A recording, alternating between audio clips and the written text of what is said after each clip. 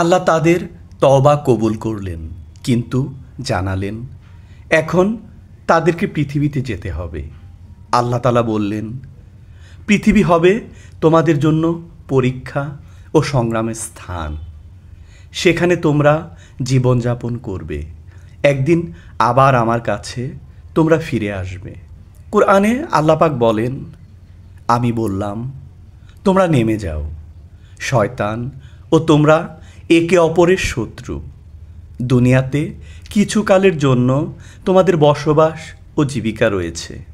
আদম ও হাওয়া আলাইহিস সালাম জান্নাতের শান্তি ছেড়ে দুনিয়ার পথে রওনা হলেন। তারা নতুন পরিবেশে পা রাখলেন। আকাশে নীল রং, পাহাড়, সমুদ্র, বাতাসের স্নিগ্ধতা। এই পৃথিবী ছিল নতুন, কিন্তু এখানে পরিশ্রম, ধৈর্য আর ঈমানের মাধ্যমে আল্লাহর সন্তুষ্টি অর্জন করতে হবে। তারা একে অপরের দিকে তাকিয়ে বললেন, আমরা প্রতিজ্ঞা করলাম আর ভুল করব না, আল্লাহর পথে চলব এবং আমাদের সন্তানদেরকেও সত্যের পথে আহ্বান করব। এভাবেই মানবজাতির দুনিয়ার যাত্রা শুরু হলো, তওবা, আশা ও নতুন দায়িত্ব দিয়ে।